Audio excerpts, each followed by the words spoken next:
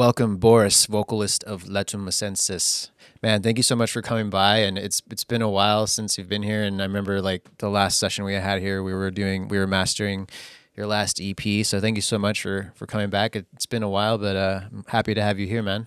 Right on, man. Thank you for having me, man. Of course. This is exciting. So what's been going on? Let's talk about I know things have been a little bit silent lately with Letum Ascensus, but is there anything you have planned for 2023 regarding that project? Or I know we spoke previously about this new thing you have brewing. So tell us a little bit about what you have planned for this year. Well, in the beginning, where do I start? The whole thing with Letum, Letum has been, I guess, such a big part of what I've done musically. And right now, I guess we're just taking a little break, giving a little breathing, space to see what is it that we can, I guess, make arrangements to kind of get back into it. We definitely want to get back into it, but unfortunately, there's too many factors, too many things going on, too many moving pieces. Mm-hmm. So everything right now is basically it's a construction site. Yeah. It's a construction. That's the best way I can put it. Yeah.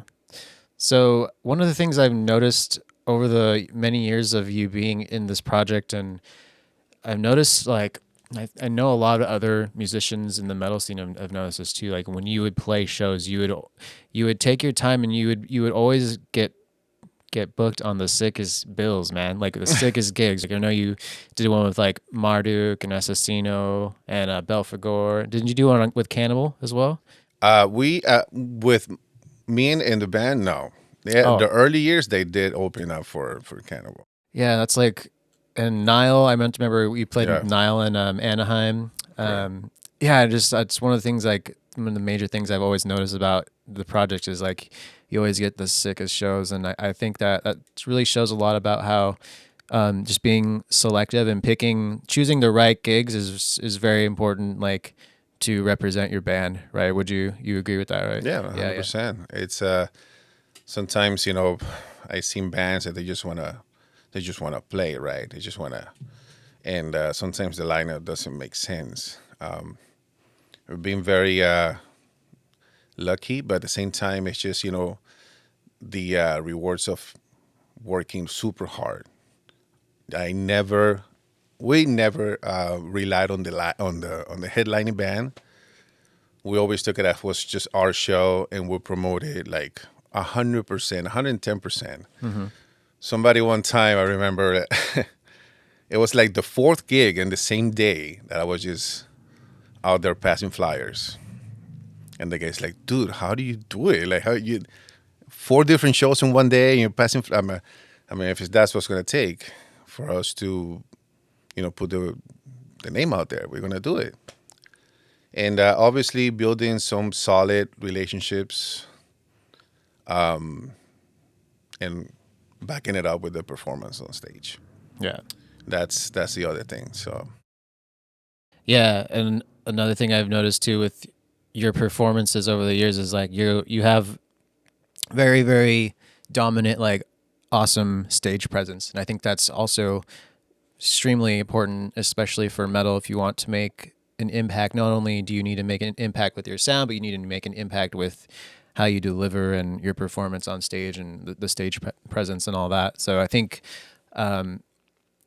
there's quite a few bands I've seen over the years where they sound amazing, but for whatever reason they're not locking in to that presence, and maybe that's could be many reasons, but I think that's such an important part of being in a metal band, especially like a death metal band and extreme metal band, is like you have to have that impact in your performance. And I think every single time I've seen you play, dude, you just fucking own it, and you have that awesome like aggressive head banging, and it's like, yeah, it's very it's hard, it's almost impossible to forget your live show. So like, what could you say to bands that are maybe have been in the industry for a little while, like starting out, like advice for younger bands that are getting into the metal scene and wanting to play out and get onto bigger shows and stuff like that? What kind of advice would you give them?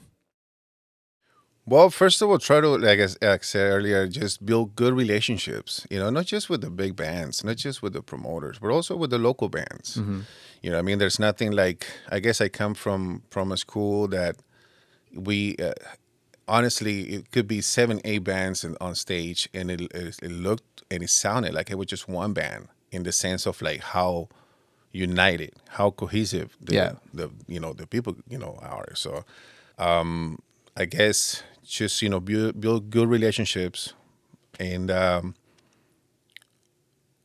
guess there has to be a strong connection between the reason why you do this.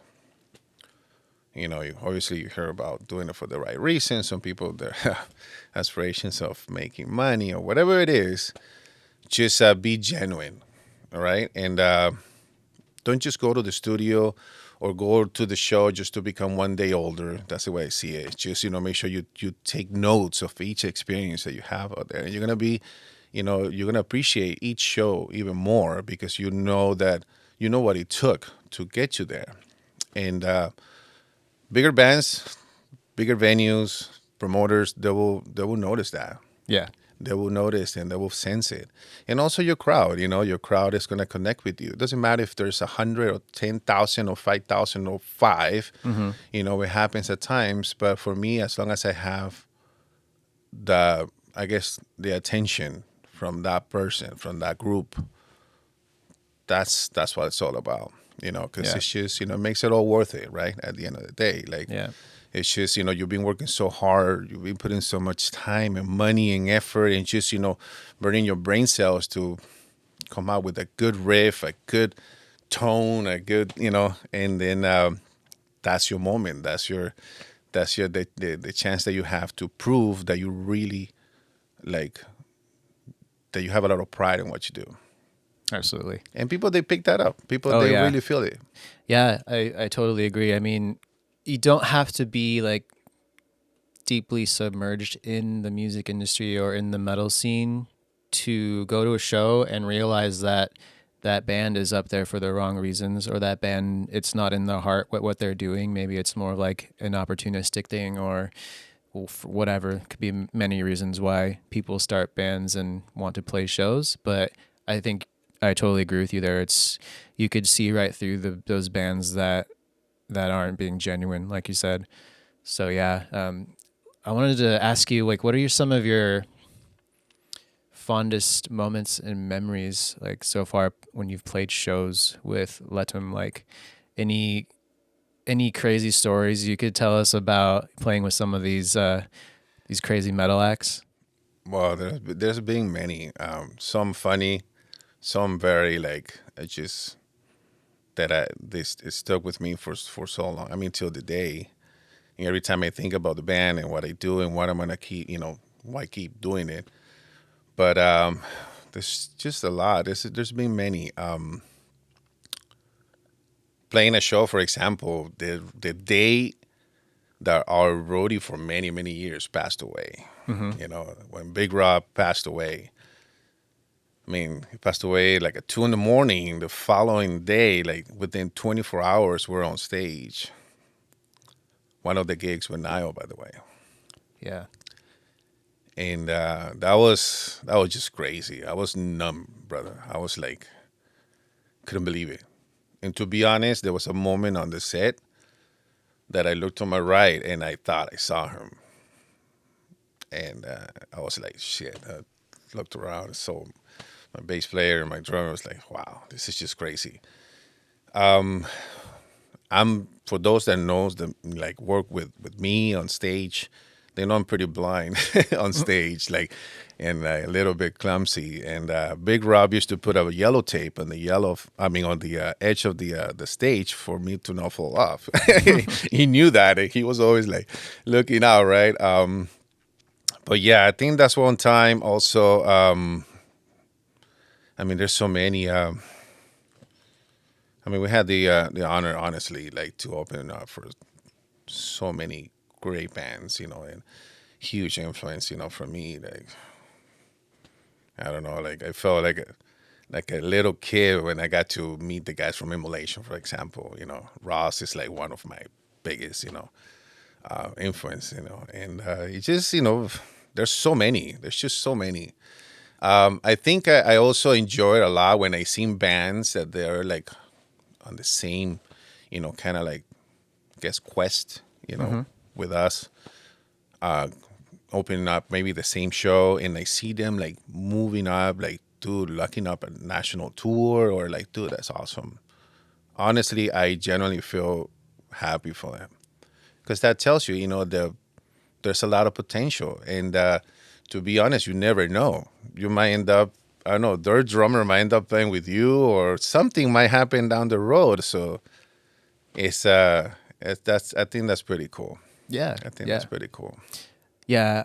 It kind of breaks my heart a little bit when you hear about, when bands are rising up together, but a lot of the time you hear about they're not, there's competition. That's fine. That's normal. But when their bands choose not to really support each other, or, talk shit or whatever, it's like, we're all in this together. If you want to work hard, and we can rise up together. But I like that you said, you're happy for people when you see them rise up, because I know a lot of people that get bitter and that are like, just, those type of people. No, everybody's happy to see you succeed, man, and Yeah. that's a fact. Yeah.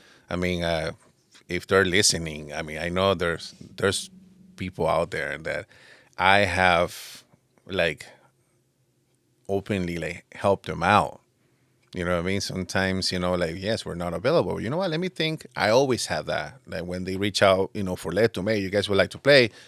Maybe we cannot because of scheduling, whatever. But you know what? I can probably suggest somebody. Mm-hmm. And I always put 2, 3, 4 names sometimes, And there's been many that actually got the call because of that approach to Letum. Yeah. And to Boris, like, hey, Boris, So even, talent buyers, they ask me, like, have you heard of this band before? And I'm like, absolutely. They worked their ass off. They deserve to be in that show. But I'm, like, for me, I do it, from the heart. Again, for me, it's more important to have a strong, solid, cohesive scene than just us doing I don't know. I think it's, because I seen people coming from the East Coast or Europe, whatever, and they heard the stories about the LA scene and the whole pay to play and blah, blah, blah. And sometimes, there's a very blurry, line between like the bands and, I guess, the industry, right? And sometimes it's not fair. Talk shit about the bands. I'm like, dude, it's not the bands, buddy. But sometimes, there's musicians, they fuck it up for a lot of people. So it's a good mix of everything. But for me, again, I rather having a more solid scene than just that one band from LA or from blah, blah, blah. It's just, I don't know. That's the way I see it. Yeah. When you brought up pay to play shows, I know like that is to a lot of people from overseas or just in the different parts of America, it seems crazy, But I mean, we've been in LA, for a long time, and to us, like it just seems. I still don't like the idea of it, but we know that's just that's normal here, like especially in LA and Hollywood. I mean, how do you feel about that concept? Like, would you recommend, like for up and coming bands? Do you think it's fair to if like say there's a gig they really want to play and they're opening for one of their favorite bands, like how do you feel about the pay to play thing? Like, because I know have you done that in the past with Letum, or have you always been very adamant about only taking paid gigs, or what are your thoughts about that? I think honestly, after all these years, I think there should be a balance. I mean, yes, they're running a business. I get it. I mean, they obviously have better chances to make money that night because, if they offer food, there's the food, money, and they have a full bar. There's the alcohol money, which I know is like huge. I worked in the industry before, I've been bartender back in the day, and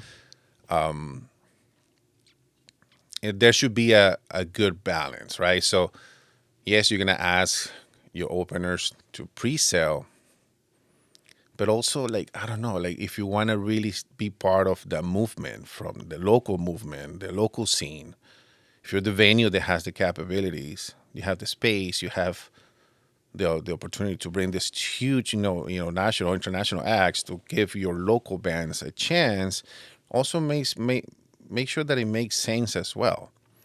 You know what I mean? Because it's when you bring a very amateur band, they never been on stage or very little, or even if they've done it a bunch of times, but it's just a bunch of, you know, whatever, non-professional, for lack of better term. Yeah.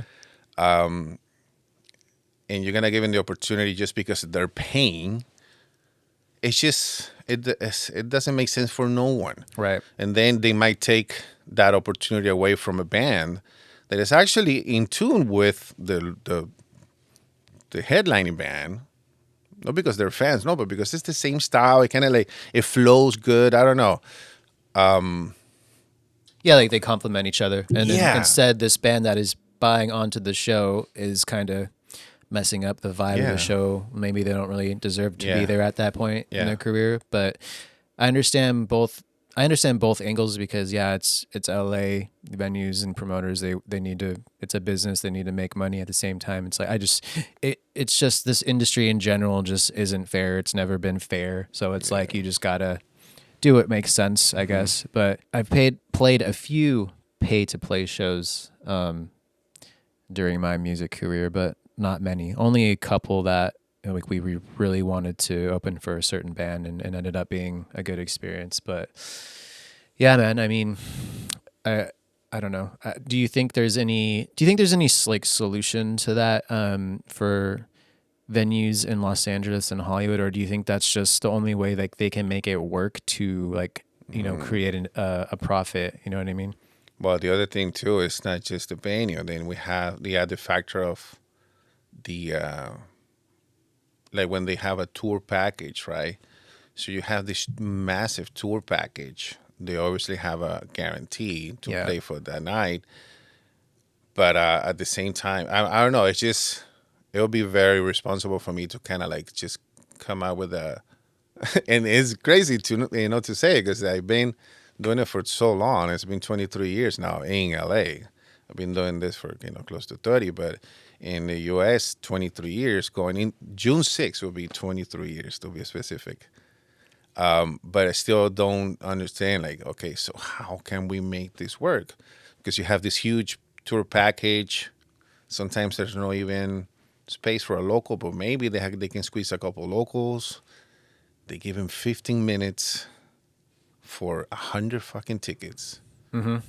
So, tickets nowadays, we're talking like 35, 45, or even more. It's just, it's insane. Yeah. And then I seen them, this opening band's being treated like shit. Oh yeah.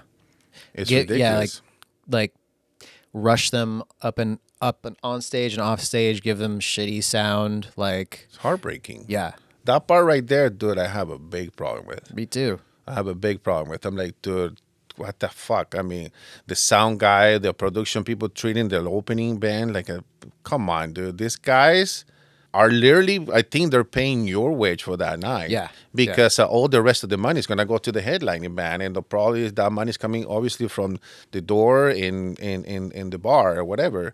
But dude, you have this on top of everything else. You have these 2 bands or 3 bands sometimes, or even more. There's places that they like to have 7 bands before the main, But Well, yeah, I think a lot of the venues they need to do that to make any profit, right? Because it's if I don't know, I get it, but it seems like there can be more effort put into finding a better, like a more fair solution. But yeah, dude, like I've seen so many LA shows and Hollywood shows, and it's just like the opening bands just being treated like shit, and they always bring the decibel level down like at least half, like compared to the support and headlining band, and it's like they're just doing it. I get it because it's like you want the headliner to sound the best, and I get that, but it's like, I don't know. It's just, it's shitty. It's unfair, but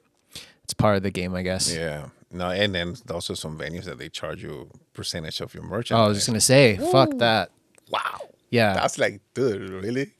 You want me to do dishes after everybody's gone, and I'll mop the fucking place too? Like, come on. Yeah. I know, right? And I feel so bad because a lot of these bands, they're younger and they bust their ass for like months to sell these pre-sale tickets, and they're so excited. And a lot of them, they deserve that slot, and they're good and they're up and coming and they're professional, and they bust their ass, and then they get there and treated like shit. Yeah. Take percentage of merch, like shitty sound, just like, it sucks, man. Now that I'm kind of thinking about it, like you got the gears turning again about, okay, so what to do. I don't know, maybe like have the national talent buyers, to do a better job on negotiating. Yeah. Like, do your job. I mean, you have to find kind of like, it'd be nice to have a couple opening bands, like you're not going to have the tour package of, this headlining band playing at 9 o'clock or 10 o'clock in Hollywood on a Friday night. People, they're going to get out of work at 5:30 or 6, sometimes even later. Then you have to deal with traffic. By the time you make it there, the opening band is not going to get the same crowd. Yeah, That's another thing. Everyone missed, like a lot of people missed they missed the opening band. That's like, another thing. You bust your ass, but all your people that you sold tickets to, like 80% of them missed the show because you're gone at 5 or whatever. Yeah. But So my heart goes out to every single opening band. Seriously, you get much respect. Yeah. Much respect. I mean, I've been there. We've all done it. Yeah. And it's I mean, from paying for your own fucking parking to like, and then you're like begging for a fucking drink ticket. Yeah. You're like, come on. It's kind of. I know you've played festivals before, and it's like, I just think it depends on where you are in the country, like what venues and what promoters. Like last year, I played at this festival called Crucial Fest in Salt Lake City, and it was the first show with this new project I have, and they treated us great. It was in Utah. The venue is great. We were like two slots before the headliner, but they paid us pretty good. We got drink tickets. The sound was amazing. Like, they treated us really good, and it was our first show under this new project, and I was like, damn, like this feels awesome. Like, because you feel like the promoters and the venue, they give a fuck about everyone, and just that energy, it was just so new to me. I was like, I've never felt like that kind of love before from a venue or a promoter. And I know I haven't played a shitload of shows in my life, but you know what I'm saying? Like, there are situations where the people involved, the people putting on the festival or the gigs, like, they either care or they don't, and it shows. You know what I mean? Yeah. So, yeah, I mean, for you to, it's just, I don't know. I mean, maybe as you get older too, like, you become, instead of being more like, I guess, not giving a fuck about little things like that, sometimes, I guess you're paying more attention to that too, like the treatment, right? There's one person in LA that we really loved working with. And I think everybody does. I don't even think I have to say his name, but he knows, he knows, like, that's the guy that I've been, pretty much, we give him the, I guess, the chance, the opportunity, the whatever, like, for him to book us whenever, he feels like it makes sense. And that's one thing that I appreciate from him. Like, the shows have to make sense, and we totally get it. You don't want to be playing every weekend or opening for just everybody. But yeah, there's one guy in LA that I always put a good word for him. Yeah, 100%. Totally. You know who you are. Yep. You know who you are. He knows. So tell me a little bit about, if you're cool. Okay, it's talking about it. Tell me a little bit about your plans for this new project for this year that you told me about earlier. Good. Okay. I guess during the very frustrating and irritating time during COVID, right? The band first of all, we had a bunch of shows that got canceled for the first time. And I was like, wow, we got all these huge shows outside of California, outside of the States even. And obviously the pandemic took a shit on top of all that. It was 17 shows between 2020 and 2021. They went to shit, right? And I spent most of the time in 2022 to try to reschedule those shows, but you know how that goes. Yeah. You know, but I guess one day I was actually with my oldest son. We were watching a Lord of the Rings, and there's a scene where they go into this mountain and there's a like pirate ghost. I forgot the name. I was just watching, drinking a beer, and it just hit me like fuck. For some reason, I was thinking about the music and band and shows earlier, and it kind of like just clicked all together. And I'm like, wow, that's kind of like me right there. Like, with all my buddies and everybody else and all the bands that I had the honor and the pleasure to play with, and some of them call them my friends. And I'm like, dude, I mean, why not come out with something where we can kind of like bring the fun factor back? 'Cause that's all we were able to do at the time, right? There's no money coming in. Let's at least have fun, right? Yeah. So you saw a lot of people doing, like the whole like video shit, like from different places, which I thought was really, really cool and very creative. So I thought, you know what, I'm going to hit up a couple people and I guess channel that frustration, not being able to do anything locally and with my own band. And I'm going to channel all that and trying to turn into something good, right? And hit up a couple people and they started responding, right? So I forgot what show it was, mid-2022. I met up with this, I call him a kid, but he's just very short and skinny. But I met up with this guy that he's an amazing guitar player. He's really good, very dedicated, super technical, super like very into it, right? And he's young. He's very young actually. But he, I guess the intensity of like wanting to do music and all that kind of like also like helped me out to okay, let's get some traction on this. Yeah. So I brought the idea. He loved it. He's like, fuck, let's do this, And he happened to be, I guess, a fan of Letum as well. So he knows, what I do, how I do it, I guess. And reached out also to a couple of people. Yeah, I can say the name. I can say their name. So I talked to Tomas Piljasevic. I think I'm pronouncing it right. From ex-Gorgasm. And he's been a friend of mine for a long time. We actually were supposed to do, something musically, together for a long time. But obviously the guy's in the East Coast. Here, busy. He's busy. And this finally kind of like help it to, kind of like to, jumpstart that idea, right, of doing something together. Mm-hmm. He had me in mind to, I guess, to help out to one of his existing bands for a track or something like that. It was also, but anyways, so he loved the idea. And then I reached out to Mike Flores from Origin. He's like my brother. We're really, really, really good friends. And last time I saw Mike here in LA, I brought the idea again. He's like, dude, sounds good.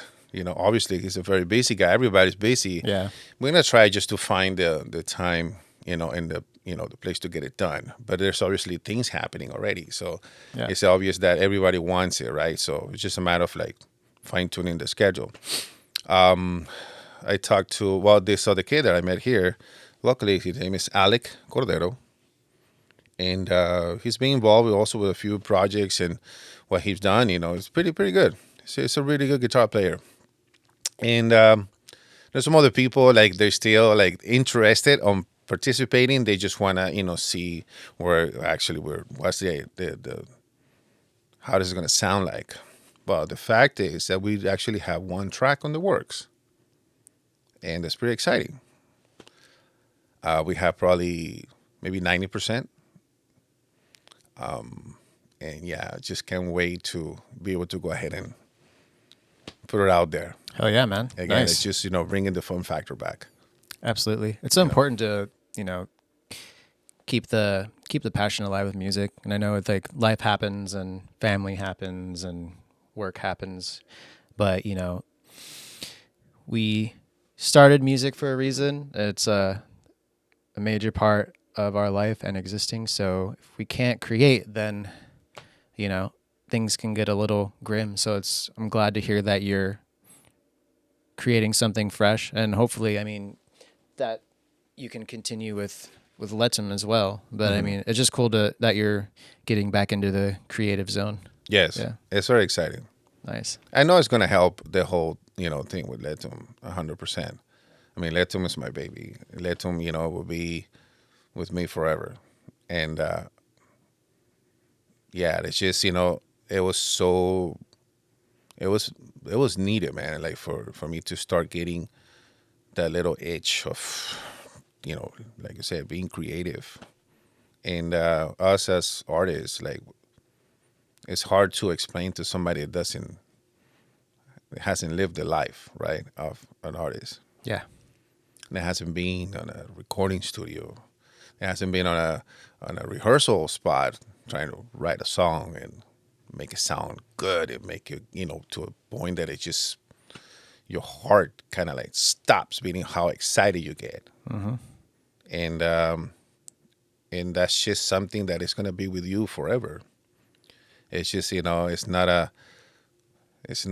fashion thing. It's just, it doesn't matter. Like, it's just, it's part of your DNA.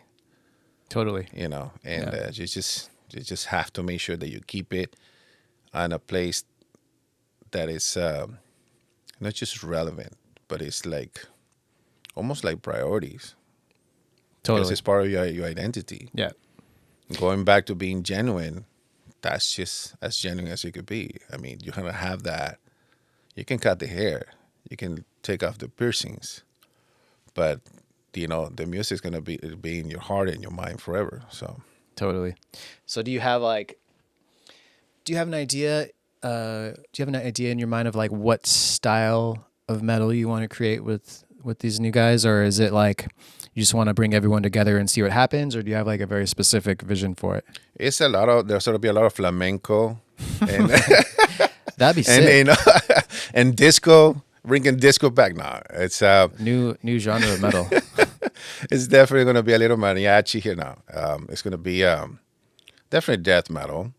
The cool thing is like everybody in the project has, their particular, way to not just to perform, but to create.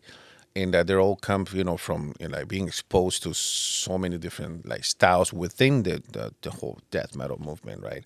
And I think it will be very, very, very interesting. There's no limitations. That's the one thing. We're not like we're gonna do this and this tone is gonna be like, no, dude. I'm even open to bring different singers. Hell yeah.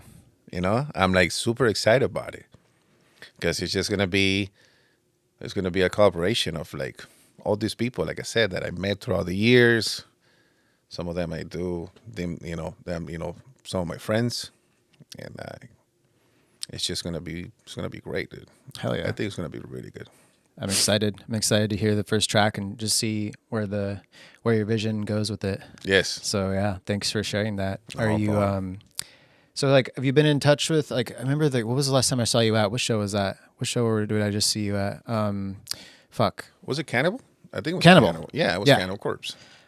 So are you still in touch with a lot of different bands from LA? Like I know since the pandemic people have just kind of become, we were hermits for a bit, and now that everyone's starting to come back out and there's shows again, like we kept in touch with, like, cause I know, Charles from Abysmal Dawn, like all these different bands that, you've played with throughout the years. Like, so are you still in touch with everybody, or are you like slowly getting back into, going out and seeing everyone in the scene and all that? Yeah. I try to stay in touch as much as I can. Obviously, I mean, I do. You know, for the people that I care, I care a lot, and I'm one of those that make myself available at any time, any day. I always tell them, listen, man, just don't fucking, don't hesitate. Just call me. I try to go out there as much as I can. Obviously, to the shows. I mean, it's so amazing that we can get out. Yeah. And just go to a gig. And so, well, we need that too. What I mean, we need that noise. We need the crowd. We need, like, smell of, beer and sweat, and yeah, it's just part of it. And but obviously, life is, gets in in between sometimes. My line of work is, it's very there's no schedule, so it's difficult sometimes to kind of like coordinate when. Sometimes I have the time. No, I'm gonna be honest. Sometimes I have the time. don't have the energy. Oh, dude. I'm Yeah. fucking Totally drained. get it. Totally I'm get like, you. wow, it's Tuesday. It's been such a long week already. Like, Yeah. fuck. It's just. But yeah, man, I try to stay in touch as much as I can, and support as much as I can, obviously. But yeah, I mean, I think as we get a little, busy, back with with Letum and this another project, definitely will be more, of like close approach for sure. Are there any newer bands or any new albums you've been listening to lately that you've been enjoying, or are you still like listening to the usual stuff? You know what? It's that's good that you asked about that, because I my time is very limited, to do things for myself, yeah, to do human things, like showering, all that. I'm just kidding. But I don't watch that much TV. I do watch the news. I like to listen to it, like the noise of the news. But I'm always trying to listen, to my music. I do have, a huge, playlist on my phone. Obviously, I review and revise, the classics, obviously. And I kind of like going back to school, right? But I do listen to some of the new stuff. Obviously, it's very difficult to reinvent the wheel, right? Sometimes you don't have to, if it's no broken, why fix it kind of thing. But there's some bands out there that they have really, really like great and amazing, like fucking energy, man. It's so cool that you're like, man, I mean, we're kind of like the old school now. You know what I mean? Like I seen it, but then you see these youngsters, man, like coming out with such great tunes. You know what I mean? And you might not want to look at the band picture, but but the music's there, right? Yeah. And like, wow, it's just crazy to know. And obviously, with the advance in technology, bands they can do so much more now. Like, I mean, to hear so many new bands and they all sound like they've been fucking recording for 20 years, like, Yeah. or they all have the budget to do it. I mean, Yeah. to have something to sound the way you can make something sound today, back then, dude, that was a lot of fucking money. Yeah, It's totally. insane amount of money. Like to find the right equipment, to the right studio, the right engineer, that was costly. But now, Yeah. new bands, like, dude, it could be their first album and it sounds humongous.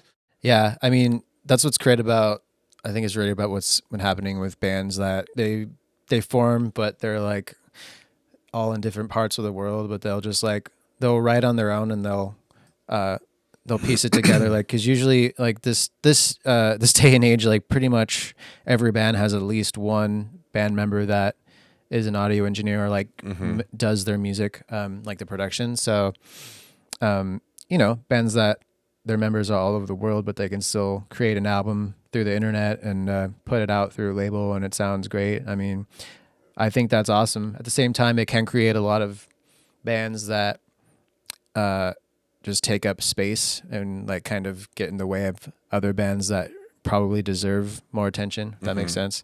There's a lot of noise these days. There's just like so many bands coming out and just so many songs being uploaded to Spotify a day. It's just like there's just so much music to sift through. Correct. But yeah, I mean, I do have my standards, though. I do have my kind of like my frame of like what is it that I want to hear. Yeah. I want to see it. I want to feel. Like the new Cattle Decapitation, for example. Hell yeah. I love those guys. Yeah. I love their music. I love that they're so fucking free to write whatever the fuck they want. They're extremely fucking talented. And dude, it's like they open a different dimension. I always post it. Like every time I listen to Cattle, I'm smiling. Every time I listen to Cattle, it's like it makes me happy. It's like, I don't know, it's so fucking great. Like it's just so awesome. Crescioni, for example, I love Crescioni, bro. The Immolation, the first time I saw Revocation, pronouncing it right. It was with Crescioni, and I thought they were pretty amazing. First time I see him, pretty amazing. Yeah, fucking sick. Very aggressive, very brutal. I'm like, wow, like damn. Again, you don't want to see the picture, but the music is amazing, dude. Yeah. Who else? Who else? Obviously, the Cannibal Corpse. It's a band that I'm following forever. Who else? Do you like any of the newer deathcore stuff, like Lona Shore? Any of that stuff? I heard a couple of tracks. Yeah. Yeah, I mean, gotcha. It sounds huge. It sounds big. It has its moments. Yeah. For me, obviously, I'm not like here to be judging, but yeah. I think they're exploding. Obviously, they're really good and they're super young. But I remember the first time I heard him, I just immediately thought of Travis Ryan because he does a similar like pterodactyl screaming. Like it's a similar, very very similar, good way to put it. Very similar style. So that's like the first time I heard him, I was like, oh okay, like all these younger bands that have just exploded and just doing these huge tours and selling a lot of records and getting a lot of streams and stuff. It's like it's all good. I just metal has taken a turn. Like it's still very popular, and I want more bands to like keep going and keep doing their thing, and not get discouraged. Yeah, because there's room for everybody. There's room for everyone to express themselves through metal and any kind of music, really. But yeah, I just hope like Vader is here forever. I just hope the Cannibal Corpse is here forever. I just hope that Immolation's here forever. I just hope Obituary is here forever. Honestly, and who else? DSI. I like DSI. You've played with them too, right? Many times. Yeah. Many times. One band that I love also is Battle Remains. Suffocation. I hope Suffocation's here forever and ever. That's it. Man, I'm gonna be so sad the day like Cannibal announces last tour or whatever. The bands they like to announce their last tour and then they come back for a reunion tour or whatever. But man, Cannibal is still they're just so fucking good. Like that last show we were at, like it never disappoints. Jeez, man, that was every time it's just so fucking good. When I saw, for example, the guys that Cattle opening for Obituary, Carcass, another band, obviously, love Carcass. Opening for Amon Amarth. I'm not a huge fan of Amon. I'm not. I think they're good. I think they're great. Honestly, it's just I'm not like that. Some people, they really take on the whole Viking thing. Yep. But when I saw Cattle opening for them, I was like, dude, in the venue, I was like, fuck yeah, this is so fucking awesome. Again, that's a good example of your local people fucking like. Obviously, there's they're one of the hardest fucking working bands in California and obviously the nation. Locally, like we've also had. Reincarnate, the guys from Reincarnate. I love those guys. Fortunately, we lost Corey not too long ago. But yeah, I think Suffocation, Obituary, fucking Cannibal Corpse. Like I hope they're here forever. Yes, please. Yes. Well, shit, man. Anything else you want to touch on before I wrap it up? Any other plans for 2023, or just mainly focusing on the new project and hopefully getting back to work with Letum? Anything else? Yeah, I like to set, like, I guess, deadlines, in terms of like that you follow through, that you make it. That's a different story. But I like to at least have, kind of like a defined, path. Where is it I want to go? I would love to go, to get obviously Letum back in the studio. I think it's time, for us to put another album out. Obviously, we need to find the right elements. We're still dealing with that situation with a drummer. Drummers, man, fucking insane, dude. But anyways, but yeah, Letum Ascensus still, open, for, to audition anybody that would like to do the Letum thing. And this new project, obviously, it has, a level of priority only because of like we want to make sure that we put it on, I guess, on a place that we understand the identity of where we want to take it. That's the one. We're on that stage, right? Okay, so we're gonna do this, we're gonna do that. I'm been working on the vocal patterns and some of the lyrics, but I want to hear everything all together, and then we'll see. Okay, we're gonna kind of like turning into this, into that, and that's the exciting part about it. They see they would have limitations right now. There's no boundaries. There's no like, dude, we can try anything the fuck we want. Yeah. So, but yeah, definitely, get Letum back on track. Get the project, out. What else?